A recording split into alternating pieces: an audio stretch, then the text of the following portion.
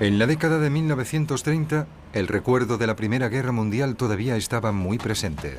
Tras la terrible carnicería acaecida en las trincheras, existía una determinación absoluta a no volver a sufrir una tragedia similar.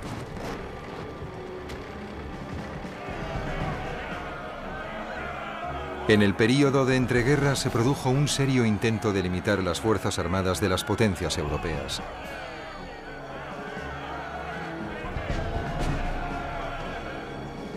Con el ascenso de Hitler y el inevitable camino hacia la guerra, Inglaterra tuvo que reaccionar con rapidez para rearmarse y equiparse con cazas modernos. Este proceso no comenzó hasta 1936 y finalizó justo a tiempo.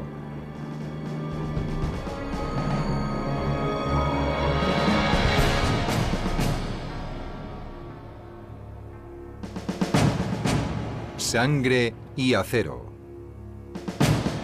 La batalla de Inglaterra.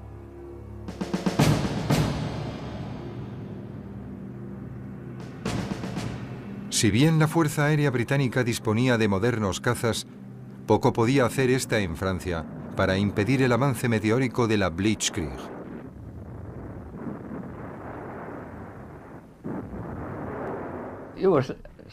A veces estabas muerto de miedo.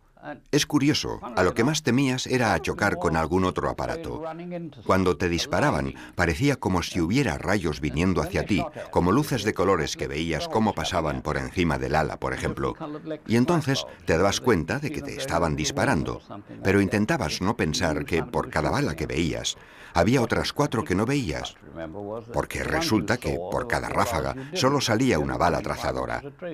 Es decir, que el peligro era mucho mayor del que percibías, lo que probablemente fuera bueno, porque así no tenías tanto miedo. Pero el combate podía ser positivo para los pilotos ingleses. Si los Stukas que encabezaban la Blitzkrieg eran sorprendidos sin un potente escudo de cazas de apoyo, el resultado era inevitablemente una masacre. No había nada que levantara más los ánimos de los pilotos de la RAF que lo que ellos llamaban una fiesta Stuka. Al principio de la campaña solo había 6 escuadrones Hurricane en Francia, y si bien intervinieron en su medida en el combate, los franceses deseaban una mayor contribución de los ingleses en el aire. Pero Downing tuvo que negarse, ya que consideraba que comprometer más escuadrones significaría que si Francia caía, lo que parecía probable a principios de mayo de 1940, ya no habría batalla de Inglaterra, porque no quedarían escuadrones de combate para defender Gran Bretaña.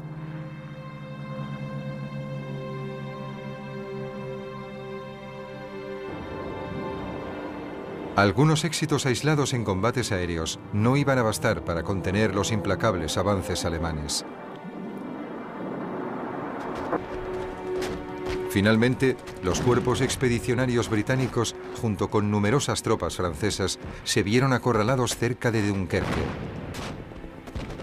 Cuando la perspectiva de aniquilación de toda la fuerza expedicionaria británica era casi palpable, Hitler dio la inesperada orden de detener el implacable avance de los tanques alemanes. Con la fuerza expedicionaria británica en una situación desesperada en Dunkerque, Downing sabía que la RAF debía proteger las tropas en la playa, por lo que casi todos sus escuadrones de combate intervinieron en las batallas que se libraron sobre Dunkerque. Esto provocó un gran número de bajas tanto entre las tripulaciones de la RAF como entre las tropas en tierra, que muchas veces no llegaban a ver los Spitfires que libraban batallas cerca de allí contra la Luftwaffe. Los soldados en tierra tenían a menudo la sensación de que no los estaban protegiendo.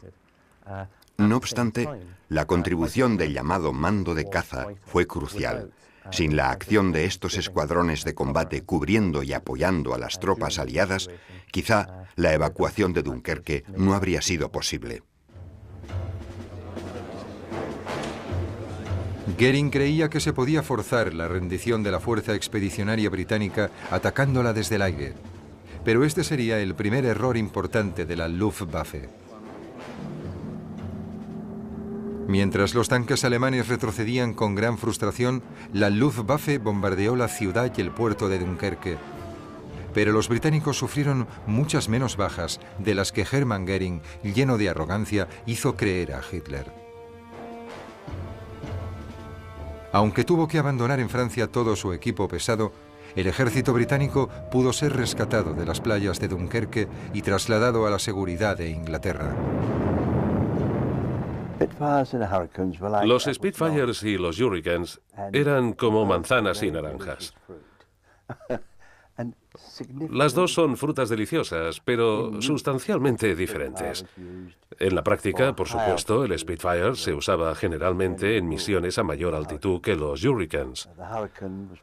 El Hurricane era especialmente adecuado para operar entre los 17.000 y los 18.000 pies, mientras que el Spitfire también volaba muy bien a 25.000 y hasta 30.000 pies. Altitud que al Hurricane le costaba alcanzar. Por primera vez, la Luftwaffe se medía con aviones comparables a los suyos. Ambos bandos sufrieron pérdidas significativas en la batalla por Francia. Pero ahora era Alemania la que tenía el dominio absoluto en Europa occidental. Pero la RAF continuaba volando sobre el Canal de la Mancha. Esta filmación alemana, poco conocida, muestra un ataque de Spitfires a una base aérea alemana en la costa francesa en julio de 1940. El cámara alemán que estaba cargando la cámara interior de un Messerschmitt Bf-109 fue lo bastante rápido como para captar estas increíbles imágenes de cazas británicos sobrevolando los edificios del aeródromo alemán. Por supuesto, los alemanes se dieron prisa en aprovechar el valor propagandístico del Spitfire derribado en una playa cercana. El Spitfire era rápido. Tenía una velocidad de ascenso relativamente buena y era muy maniobrable, lo que era muy importante en el tipo de combates que se llevaron a cabo en el sureste de Inglaterra y en el Canal de la Mancha durante el verano de 1940. Su armamento podía parecer impresionante, ya que contaba con 8 ametralladoras de 7.7 milímetros, pero era sin embargo poco efectivo. Esto se debía en parte a que las ametralladoras se encontraban repartidas a lo largo de las alas del avión, lo cual hacía que, de hecho, la concentración de fuego resultara insuficiente. También hay que tener en cuenta que había muy pocos aviones de ese modelo. En julio de 1940 eran menos de 230, y en lugar de estar concentrados para soportar la ofensiva alemana en el sureste de Inglaterra, estaban repartidos por todo el mando de caza, lo cual también redujo su efectividad durante la batalla de Inglaterra. A pesar de contar con el apoyo de los Spitfire, para los hombres del mando de bombardeo, el mes de julio de 1940 fue un período muy complicado.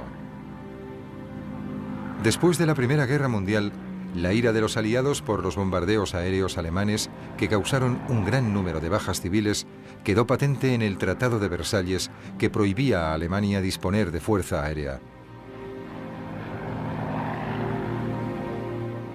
Esta política se intensificó y se transformó en un acuerdo internacional durante una conferencia sobre limitación de armamento celebrada en Washington en 1922.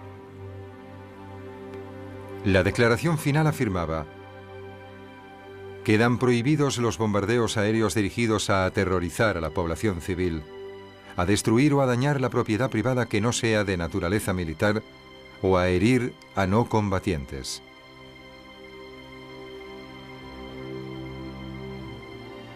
Todas las potencias mundiales acordaron que no se realizarían ataques sobre ciudades indefensas o sobre cualquier otro objetivo en el que se pudiera dañar a civiles.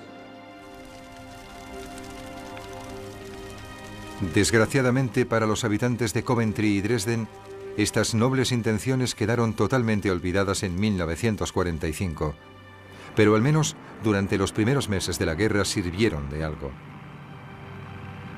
El respeto a las limitaciones de Washington restringió el alcance de los ataques de los bombardeos contra objetivos civiles al comienzo de la Segunda Guerra Mundial. Inicialmente, tanto Inglaterra como Alemania respetaron plenamente el tratado. En el otoño e invierno de 1939, el mando de bombardeo se vio obligado a concentrar su atención en objetivos militares y barcos alemanes en el mar o en puerto.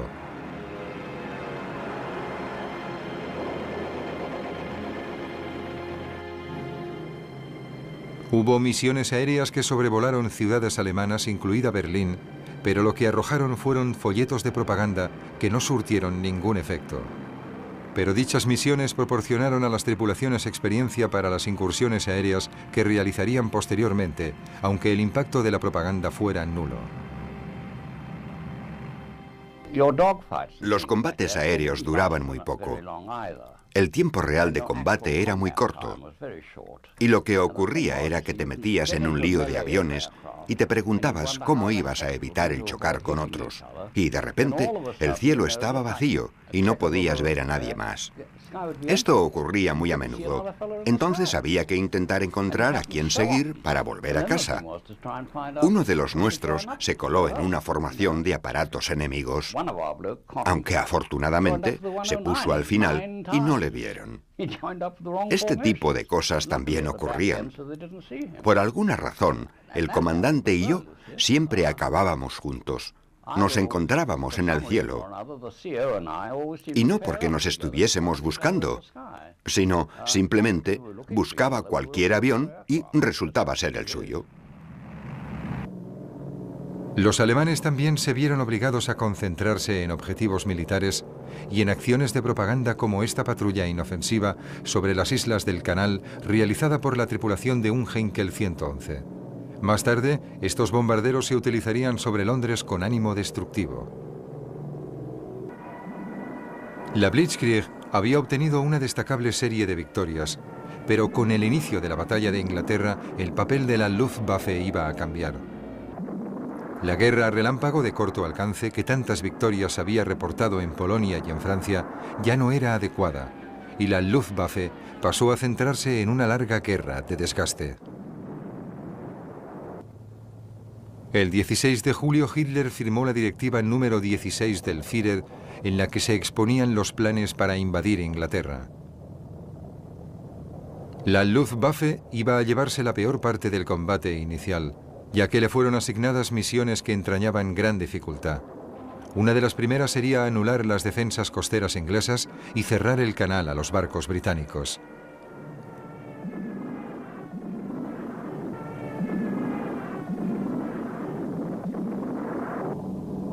Después habría que atacar las bases aéreas y otros objetivos en el interior.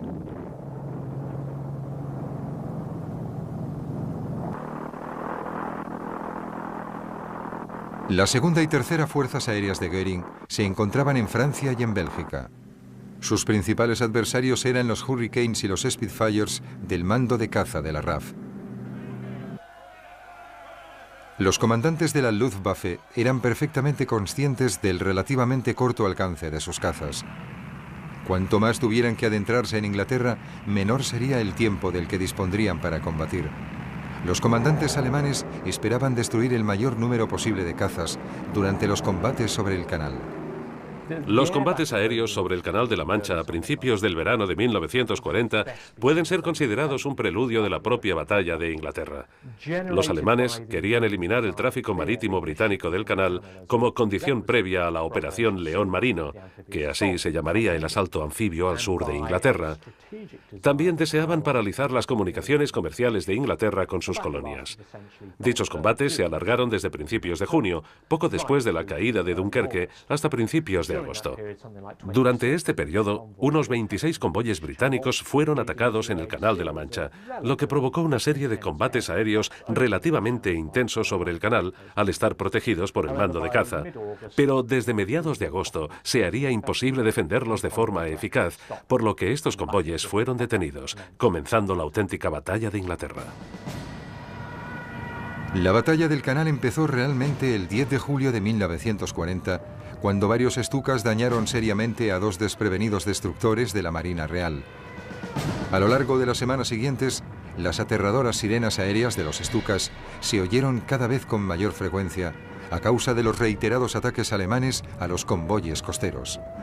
La base de destructores de Dover y otras instalaciones portuarias fueron igualmente atacadas.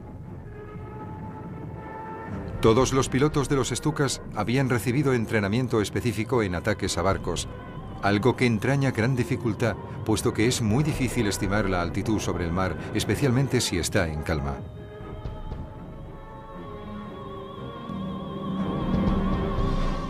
Los pilotos de los Stukas que se veían obligados a amerizar se encontraban ante un desagradable dilema. Por un lado, durante el descenso, debido al tren de aterrizaje fijo, el aparato se precipitaba hacia abajo a gran velocidad y hacia una muerte casi segura, pero por otro lado, si la tripulación saltaba, la balsa y el equipo de supervivencia quedaban en la cabina. El mando de caza fue llevado al límite de sus posibilidades y las pérdidas de Stukas fueron escasas en comparación con el daño infligido. A finales de julio, el Ministerio de Marina británico se vio obligado a prohibir que los destructores navegaran por el Canal de la Mancha durante el día, y se trasladaron los pocos barcos que aún quedaban en Dover a bases más seguras y más distantes de la zona escogida para la invasión alemana. En el verano de 1940, la Luftwaffe lanzó todo su potencial ofensivo contra las fuerzas aéreas británicas.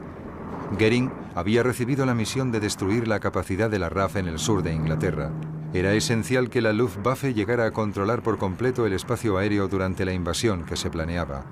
Goering confiaba en obtener una victoria total. En julio, los efectivos de la Luftwaffe cuadruplicaban a los de la RAF.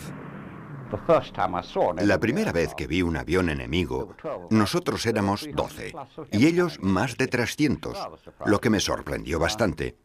No obstante, eso les dificultaba las cosas porque nosotros disponíamos de muchos más objetivos a los que disparar. Aunque yo no disparé mucho, estuve todo el rato intentando salir de ese caos. Sería la batalla aérea estratégica de mayor importancia hasta entonces. También sería la primera vez que la Luftwaffe luchara contra una fuerza aérea enemiga poderosa y preparada. El Hurricane fue el responsable de la mayoría de bajas causadas por la RAF en la batalla de Inglaterra. Todavía hoy parece capaz de operar tan eficazmente como lo hizo durante la Segunda Guerra Mundial. El Hurricane, que era un avión más lento que el Spitfire y quizás un poco menos maniobrable, constituía, sin embargo, la columna vertebral de la defensa del mando de caza de la RAF en la batalla de Inglaterra. El Hurricane era una plataforma muy estable y con su armamento de 8 ametralladoras de 7,7 milímetros tenía una potencia de fuego devastadora. Mientras que los Spitfire solían ocuparse de los cazas alemanes, el papel principal de los Hurricanes era buscar y destruir las formaciones de bombarderos alemanes, y en dicho papel, el Hurricane fue decisivo. El más famoso de todos los aviones británicos, y aún hoy recordado como el mejor caza de la RAF en las guerras mundiales, fue el Supermarine Spitfire. En todas sus versiones encontramos la característica forma del ala, y la sensación al pilotarlo fue descrita por un aviador como más parecida a ponerse un pan de pantalones viejos que a entrar en una máquina. La batalla de Inglaterra como tal comenzó con 4 jornadas de bombardeos intensos diurnos contra barcos e instalaciones costeras británicas. La Luftwaffe perdió 31 aviones en total, de los que 20 eran bombarderos, pero lo más significativo fue que la RAF perdió 16 cazas, Hurricanes y Spitfires, mientras que la Luftwaffe solo perdió 11 cazas Bf-109. El 12 de agosto, la Luftwaffe centró sus ataques en las instalaciones de radar, donde perdieron otros 11 cazas, y la RAF 22. Se trataba de una simple cuestión aritmética. Si el desgaste continuaba a ese ritmo, la RAF perdería la batalla. Los primeros ataques contra las bases de los cazas británicos también fueron motivo de gran preocupación, puesto que el recurso más valioso con el que contaba la RAF comenzaba a disminuir. En el escuadrón, los muchachos solían llevar pulseras identificativas, pulseras de plata que se ponían casi como un amuleto de buena suerte. Extraían una bala del fuselaje o de cualquier otra parte del avión, la montaban en plata y la llevaban como un amuleto. Yo estaba loco por obtener uno, pero no quería que me dispararan. Nunca lo tuve porque nunca me acertaron.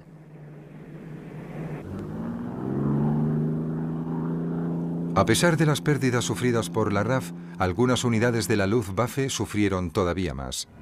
Durante la primera mitad de agosto, las pérdidas de Stukas aumentaron enormemente.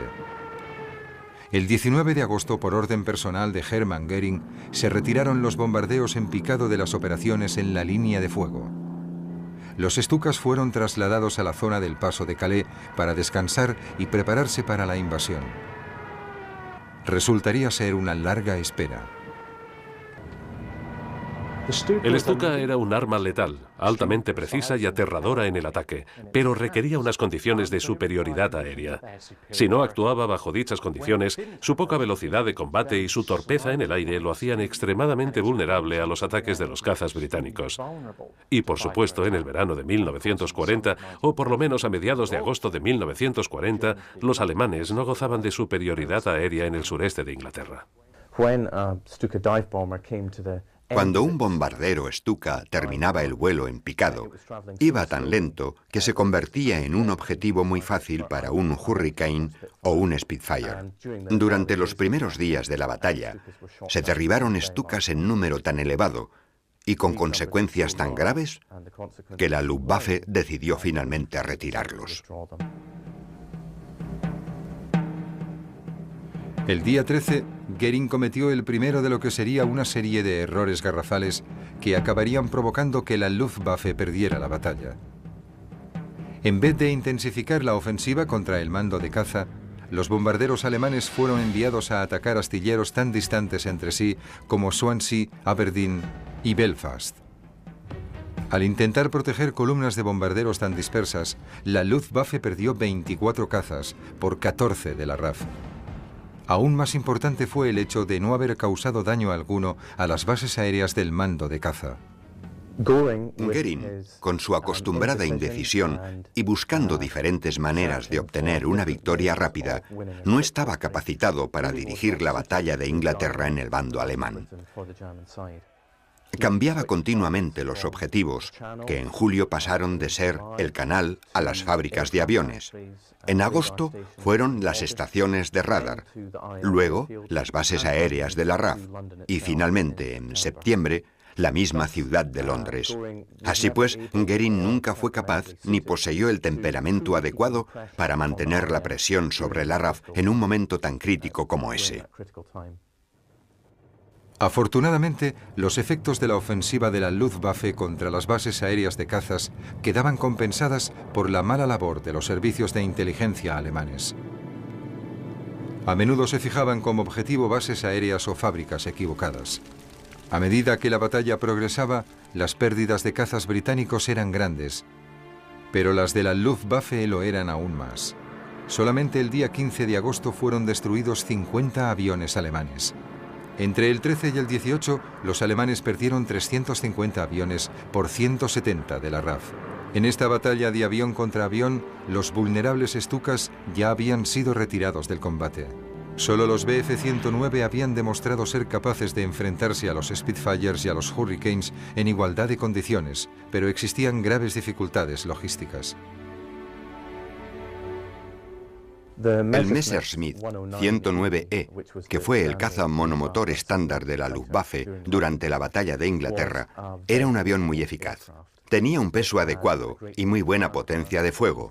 Era muy maniobrable y, a diferencia del Spitfire, podía realizar picados a gravedades negativas, lo cual lo convertía en un avión muy manejable. El único fallo en el diseño podría ser la raíz del ala, que era algo débil, lo cual hacía que los pilotos de la Luftwaffe se sintieran un poco nerviosos al realizar virajes tan cerrados como los que efectuaban los pilotos de Spitfire. No obstante, el Messerschmitt 109 fue un avión muy eficaz que causó graves preocupaciones a los planificadores de la RAF durante la batalla.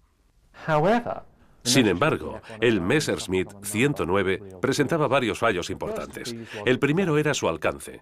Sus tanques de combustible eran relativamente pequeños y por lo tanto el avión solo podía mantenerse en el espacio aéreo británico durante algunos minutos, especialmente cuando se dirigía tan lejos como a Londres antes de tener que dar la vuelta. Está claro que esto reducía su capacidad de eliminar a los aviones del mando de caza y además significaba que los Messerschmitts dañados tendrían grandes dificultades para volver a cruzar el Canal de la Mancha sin estrellarse o sin terminar el combustible. Además, era bastante menos maniobrable que el Hurricane o el Spitfire, lo cual era un defecto crucial en los combates aéreos sobre el sureste de Inglaterra en 1940. Finalmente, sobre todo hacia el final de la batalla, la superioridad de los Messerschmitts en combates individuales quedaba neutralizada por la insistencia de Hermann Göring en que volaran muy cerca del bombardero alemán que había sido enviado a Inglaterra. Esto reducía la libertad de la que disponían los pilotos para utilizarlo como arma para eliminar aviones de la RAF. El defecto del Bf-109 era que consumían mucho combustible. Generalmente, cuando llegaban a Inglaterra, le quedaban solo 30 minutos de combate.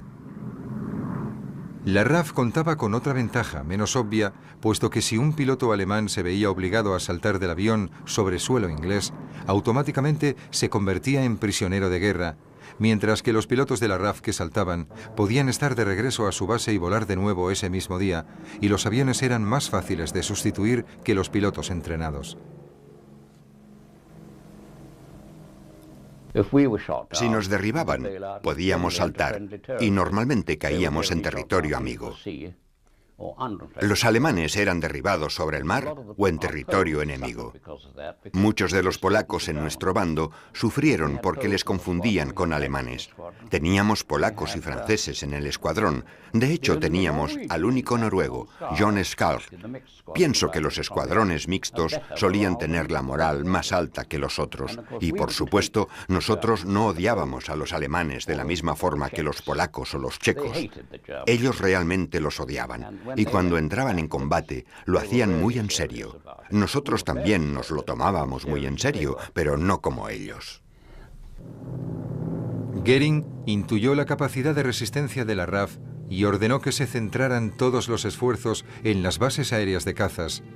Pero aunque parezca increíble, olvidó incluir las estaciones de radar, que proporcionaban a los británicos una ventaja esencial en la batalla. El sistema de radar que se usaba en la época de la batalla de Inglaterra había sido desarrollado en el período de entreguerras y consistía en el envío de ondas de radio. Estas se reflejaban en cualquier avión que se encontrara en la trayectoria del haz, y ese reflejo era recibido de nuevo por la base de radar. El operador observaba un tubo de rayos catódicos y determinaba la distancia del avión a partir del tiempo transcurrido entre la transmisión de la señal y su reflejo. La información obtenida por el radar se pasaba a la sala de operaciones, donde el Estado Mayor tenía una pizarra con un croquis de la situación y entonces tomaba las decisiones necesarias.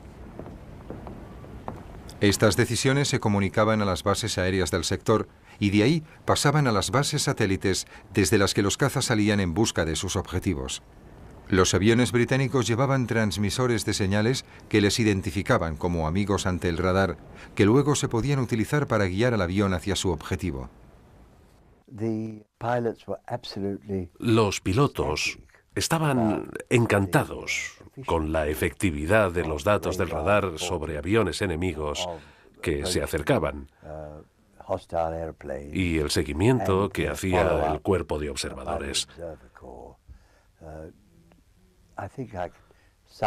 Se puede resumir la actitud de los muchachos en mandádnoslos y nosotros los derribaremos. Era así de simple.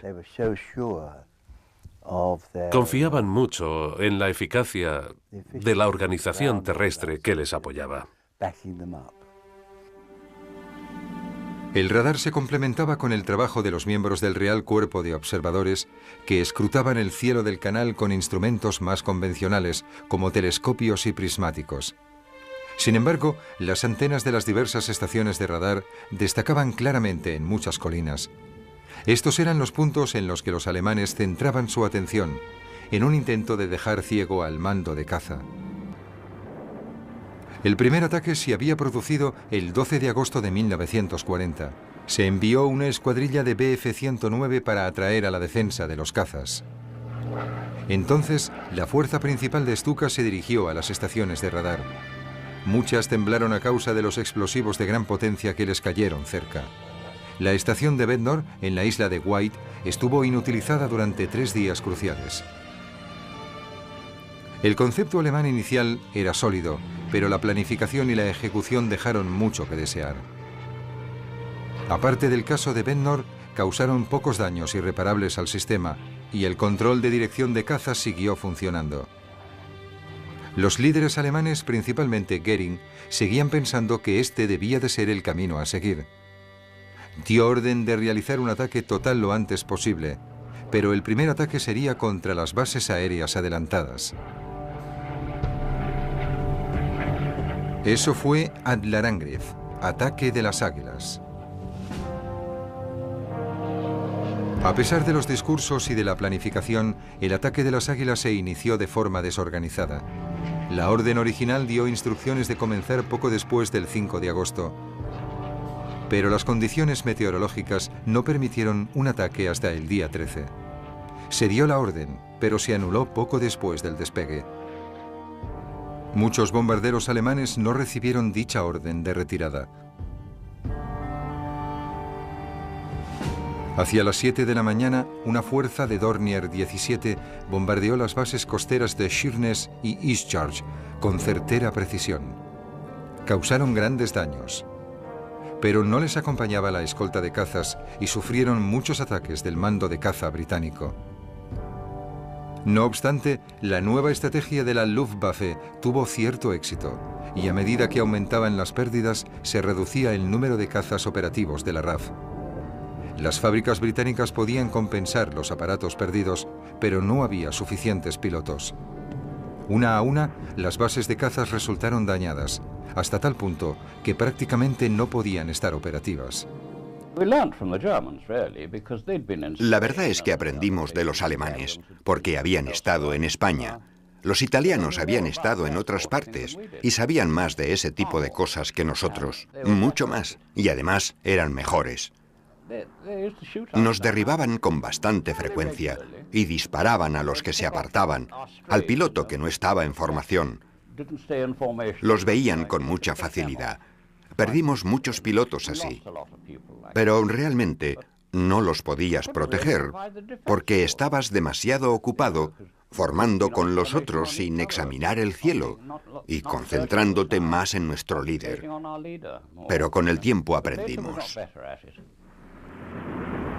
A medida que las batallas de cazas iban aumentando, los pilotos británicos se mostraban más furiosos por el hecho de ser enviados solamente en escuadrones para luchar contra una enorme fuerza de aviones enemigos. El as del aire, Douglas Bader, propuso una nueva táctica. Cuando llegaba la orden de despegar, los aviones que estaban disponibles formaban una gran ala en lugar de atacar en escuadrones. Este ala se podía dirigir hacia el enemigo con el que ahora se combatiría en condiciones de cierta igualdad. Más adelante, estas tácticas serían las que permitirían a los aliados tener el control casi total de los cielos durante los bombardeos aéreos sobre Alemania. Pero durante la batalla de Inglaterra, esta táctica tuvo un éxito relativo. Estas grandes alas tardaban mucho en formarse. No se podían enfrentar al enemigo hasta que éste ya había lanzado sus bombas y estaba de regreso a casa.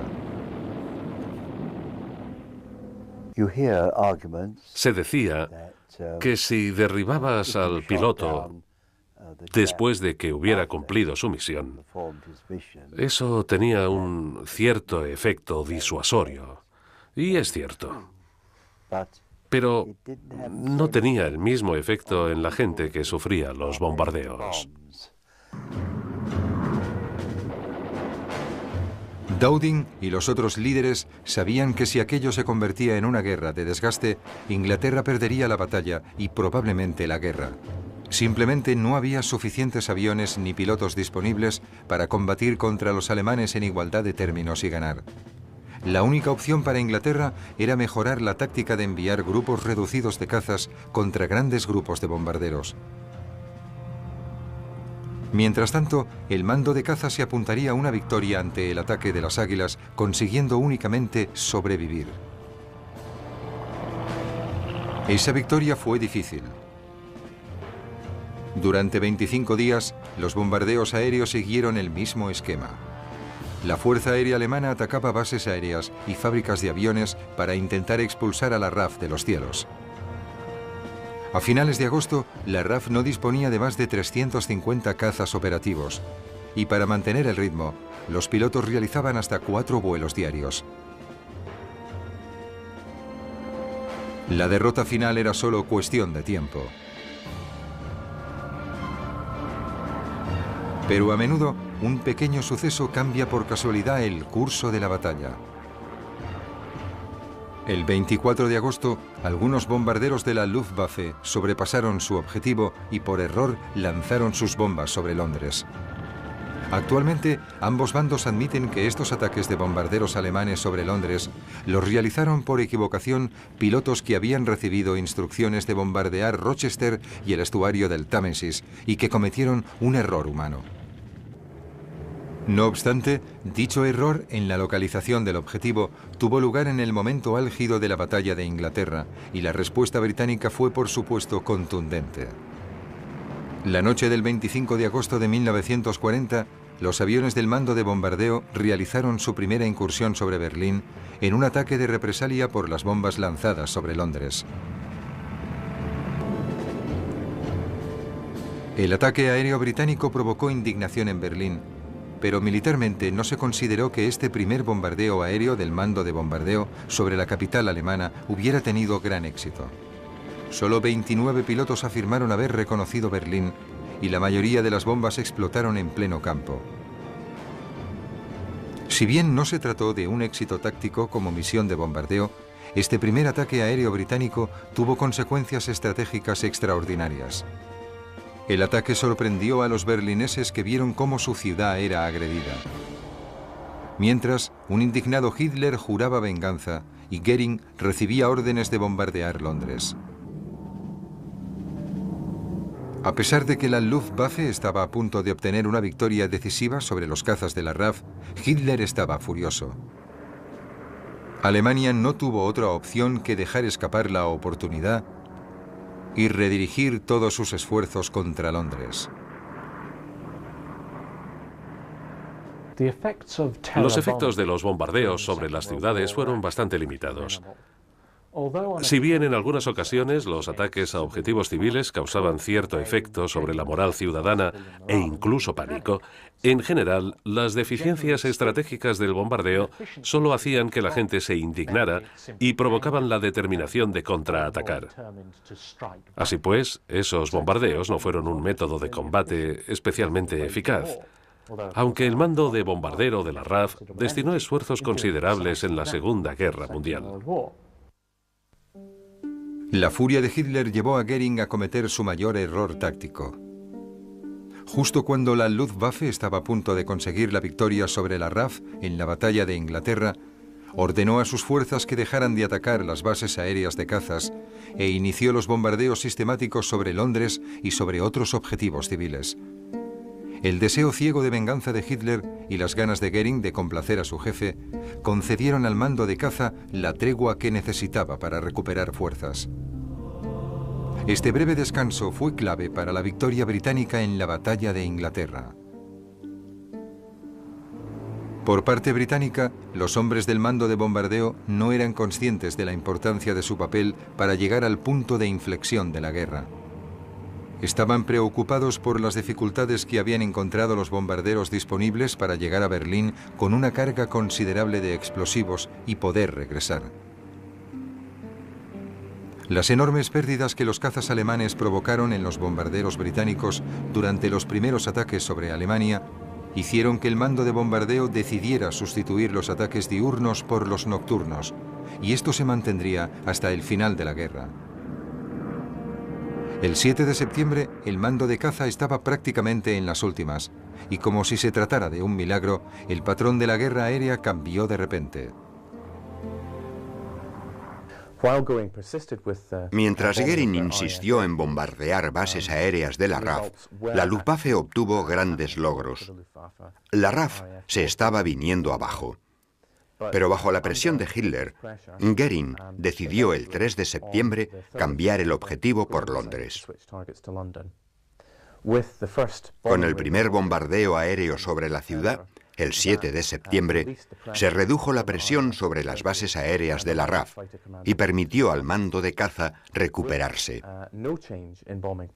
Si la Luftwaffe hubiera continuado bombardeando las bases aéreas de la RAF sin cambiar la política de bombardeos, se estima que el mando de caza no habría podido aguantar más de 2 semanas, de modo que el cambio de objetivo hacia Londres fue decisivo para permitir la victoria británica. Hacia las 4 de la tarde, los controladores informaron de un incremento en el número de aviones enemigos. Parecía haber casi 1 millar de aviones cerca de la costa inglesa. Daba la impresión de que las bases aéreas del sector, ya muy dañadas, iban a tener que soportar una nueva embestida. Los 21 escuadrones de la zona de Londres salieron a recibirles. La visión que tuvieron cuando se encontraron con los alemanes fue asombrosa. La formación cubría 2000 kilómetros cuadrados de cielo. Era evidente que su objetivo era Londres. Llovieron bombas sobre los muelles y el East End, sembrando el pánico en toda la capital británica. El repentino ataque sobre Londres fue consecuencia de una orden personal de Goering, como respuesta al ataque del mando de bombardeo británico sobre Berlín el 25 de agosto. Presionado por Hitler, Goering finalmente ordenó bombardear ciudades en vez de bases aéreas. Se trató de un error táctico muy grave.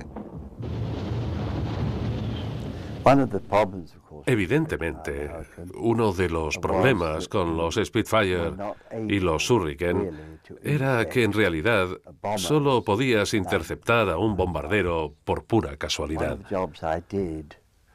Uno de los trabajos que realicé justo antes de la guerra fue estudiar interceptaciones nocturnas realizadas en julio de 1939. Y todos los pilotos estaban de acuerdo en que pilotar un Spitfire o un Hurricane por la noche era absolutamente maravilloso, pero que nunca se veían los objetivos. Y eso hizo que los altos mandos se dieran cuenta de que la interceptación nocturna iba a ser algo muy difícil.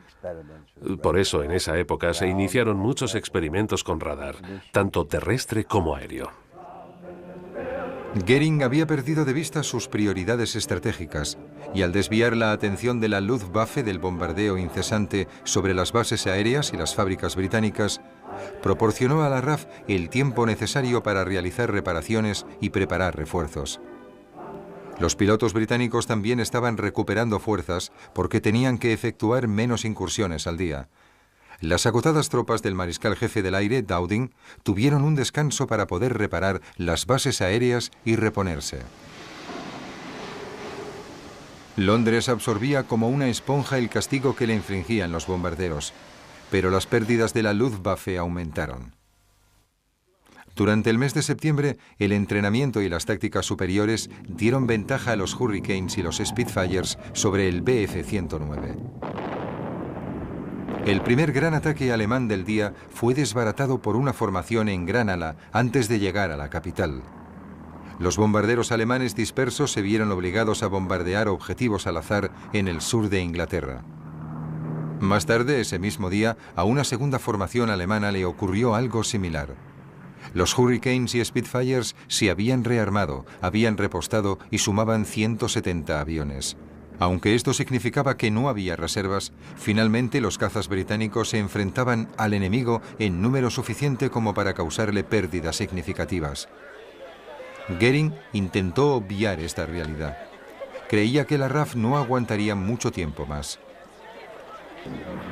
Pero el otoño transcurrió, el tiempo empezó a empeorar y la incapacidad de la Fuerza Aérea Alemana para destruir a su equivalente británico durante el verano iba a tener consecuencias importantes sobre el desarrollo posterior de la guerra. El 17 de septiembre se interceptó una comunicación secreta alemana.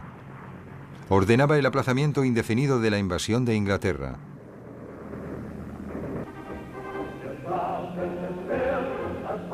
Ante la evidente superioridad de la RAF, Hitler no tuvo más remedio que olvidarse de la invasión hasta el año siguiente. Para Goering se trató de una humillación absoluta. Su catálogo de errores tácticos había supuesto un gran coste a la Luftwaffe, pero culpó de ello a todo el mundo menos a él mismo.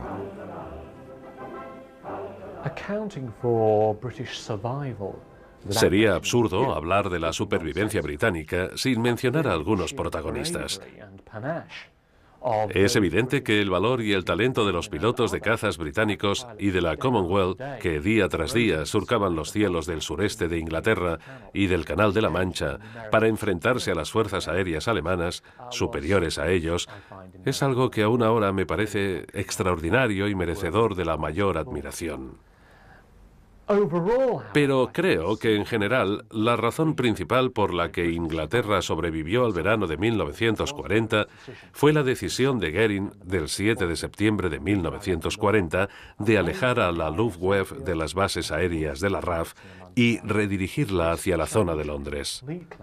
Pienso que esta decisión cambió completamente el desarrollo de la batalla, y los alemanes desaprovecharon de esta forma su mayor ocasión de ganar a principios de septiembre de 1940.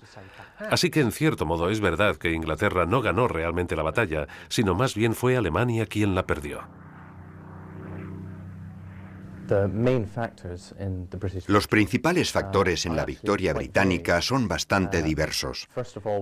En primer lugar, está la visión de futuro de Sir Hugh Dowding al crear el mando de caza, convertirlo en una organización fuerte y apostar por cazas modernos y por el desarrollo del radar. A este factor hay que añadirle las propias habilidades en combate de los pilotos británicos y su capacidad de resistir un largo periodo de intensa acción. Si miras el mapa, es extraordinario ver cómo se trazaron los sectores. Ver que, de hecho, miraban en la dirección correcta.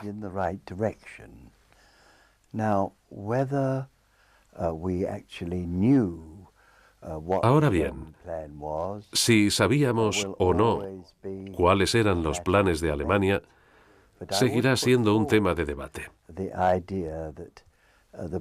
Pero yo apuesto por la idea de que los británicos tenían a un coronel del cuerpo de inteligencia sirviendo en el alto mando alemán, así que puede que tuviéramos cierta idea de lo que planeaban.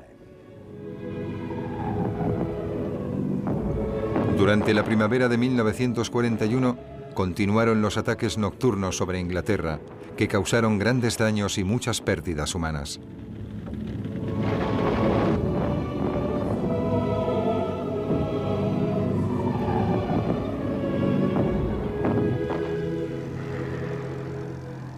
Pero el esfuerzo bélico de Inglaterra no se resintió. La batalla de Inglaterra se había ganado.